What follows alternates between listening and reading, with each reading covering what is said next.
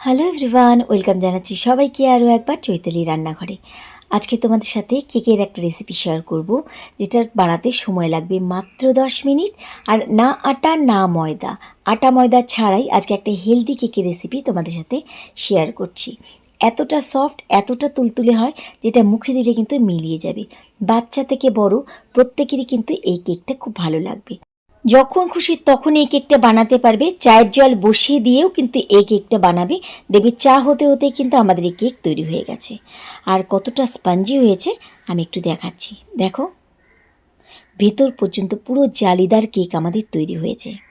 আর এরকম সফট আর healthy cake তৈরি করার জন্য আমাদের কিন্তু আজকে আটা বা ময়দা কোনো কিছুরই প্রয়োজন হবে না। তো চলো দেখে নেওয়া যাক আজকের রেসিপি। এই কেক বানানোর জন্য প্রথমে একটা বোলের মধ্যে আমি নিয়ে নিচ্ছি 1 কাপ সুজি। মিহিদানা মোটা দানা যে কোনো রকমের এখানে সুজি তোমরা নিতে পারো। এর সাথে দিয়ে দিচ্ছি 1/2 কাপ চিনি। মিষ্টিটা তোমরা কে কতটা পছন্দ করো সে বুঝে এখানে চিনির পরিমাণটা বাড়িয়ে কমিয়ে নিতে পারো। যে কাপে তোমরা চা খাও সেই চায়ের কাপ মেপে কিন্তু এই কেকটা বানাবে। দিচ্ছি সাথে 1/2 কাপ টক দই। এটা কিন্তু ফ্রেশ দই, আমি কিন্তু একটুখানি দইটা পাতলা করে নিয়েছিলাম। আর দইটা কিন্তু কেক বানানোর ক্ষেত্রে একদম ফ্রেশ নিতে হবে। সাথে দিচ্ছি সামান্য পরিমাণে নুন। এই নুন দেওয়াতে মিষ্টির স্বাদটা কিন্তু পরিপূর্ণ পাওয়া যাবে। আর দিচ্ছি 1/2 কাপ তেল। যে কাপটা তোমরা নেবে ঠিক সেই কাপ মেপে মেপেই কিন্তু সব কিছু নেবে, তাহলে কিন্তু কেকটা একদম পারফেক্ট কেক তৈরি হবে, সফট স্পঞ্জি। এবার সব কিছু একসাথে একটুখানি মিশিয়ে নিচ্ছি। পুরোটাই কিন্তু আমাদের এখন শুকিয়ে গেছে, আর সুজি কিন্তু আমাদের একটু ফুলতে দিতে হবে। তো ভালোভাবে প্রথমে আগে সব কিছু একসাথে এভাবে মিশিয়ে নিচ্ছি।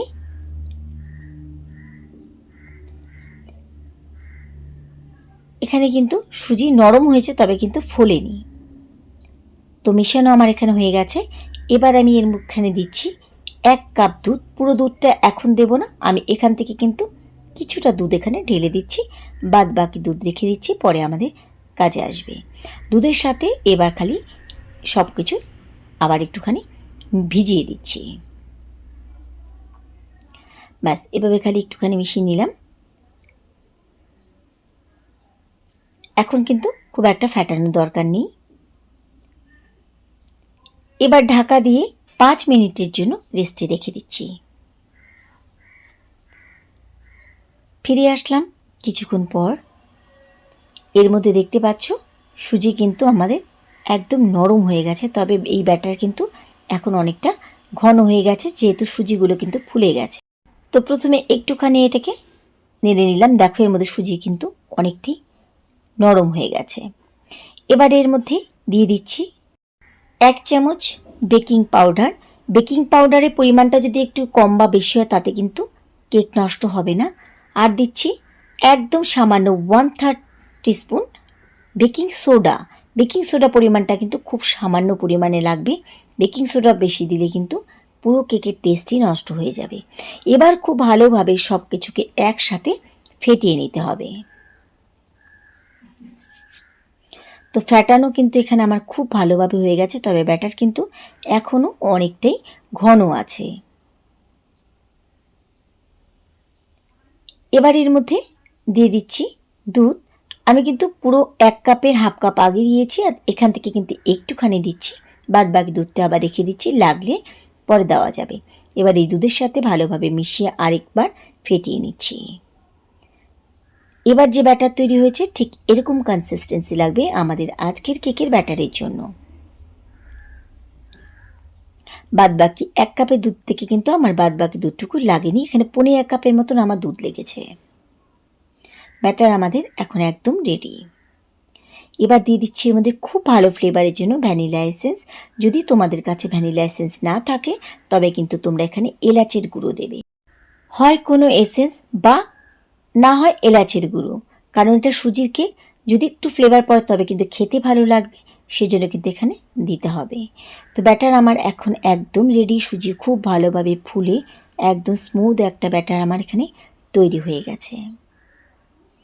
এবার আমি আজকে তৈরি করব বাটিতে, সেই জন্য আমি এখানে নর্মাল আমরা রেগুলার যে ঘরে ইউজ করি বাটি, এরকম বাটি আমি 5টা নিয়ে নিয়েছি। আর এর মধ্যে 1 ড্রপ করে তেল দিয়ে ভালোভাবে আমি এই বাটির গায়ে একটু ব্রাশ করে নিচ্ছি।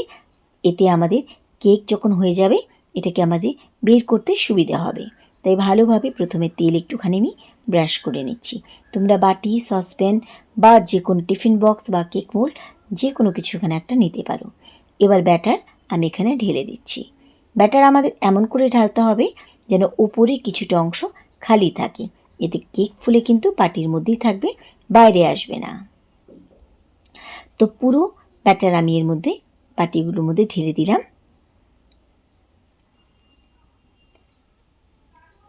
আমার কিন্তু এখানে 1 কাপ সুজিতে 5টা টুটি ফুটি কেক তৈরি হয়েছে।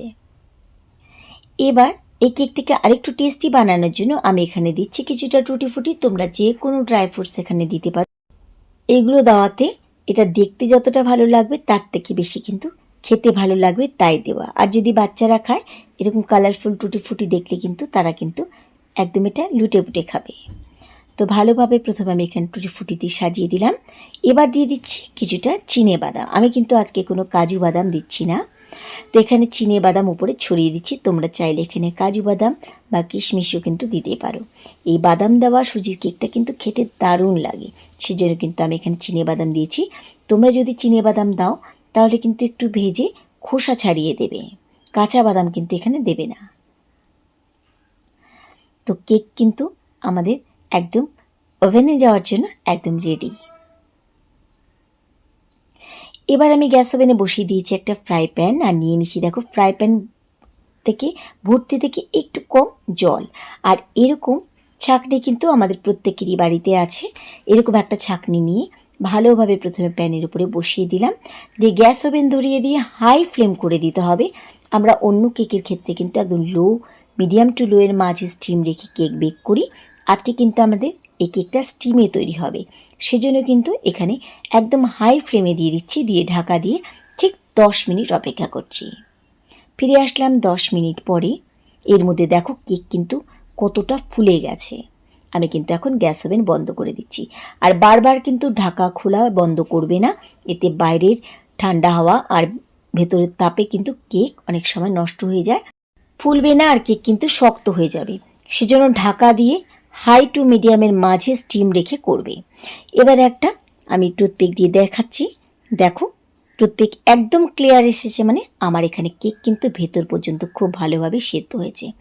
আমি বললাম না, দেখবে তোমরা যদি বাড়িতে বানাও একদম 10 মিনিটের মাথায় কিন্তু আমাদের এই কেকটা একদম রেডি হয়ে যায়। আর তুলতুলে নরম এতটা সফট হয় যে কী বলবো।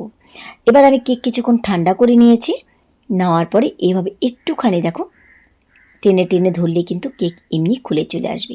দেখতে পাচ্ছ ভেতর পর্যন্ত কতটা সুন্দরভাবে আমার এই কেক সেদ্ধ হয়েছে। আর এটা যেহেতু স্টিম কেক, সেজন্য কিন্তু এই কেকটা এরকম সাদা তৈরি হয়। যদি এটা আমরা স্টিম না দিয়ে এটা যদি বেক করতাম তাহলে পরে কেকের কালার কিন্তু একদম লাল হয়ে যেত, যেমন নর্মাল কেকের কালার হয়। তো কেমন লাগলো আমার আজকের এই 10 মিনিটে তৈরি হয়ে যাওয়া কেকের রেসিপি? আশা করি তোমাদের ভালো লেগেছে। রেসিপি ভালো লাগলে বরাবরের মতো রেসিপিতে লাইক করে দিও, সবার সাথে শেয়ার করে দিও যেন সবাই এই রেসিপি ভিডিওগুলো দেখার সুযোগ পায়। আর রেসিপি সংক্রান্ত কোনো রকম কোয়ারি থাকলে তোমরা কিন্তু নির্দ্বিধায় আমাকে কমেন্ট সেকশানে জানাবে, আমি কিন্তু রিপ্লাই দেব। কোনো অসুবিধে থাকলেও কিন্তু জানাতে পারো, আমি কিন্তু সলভ করে দেওয়ার চেষ্টা করব।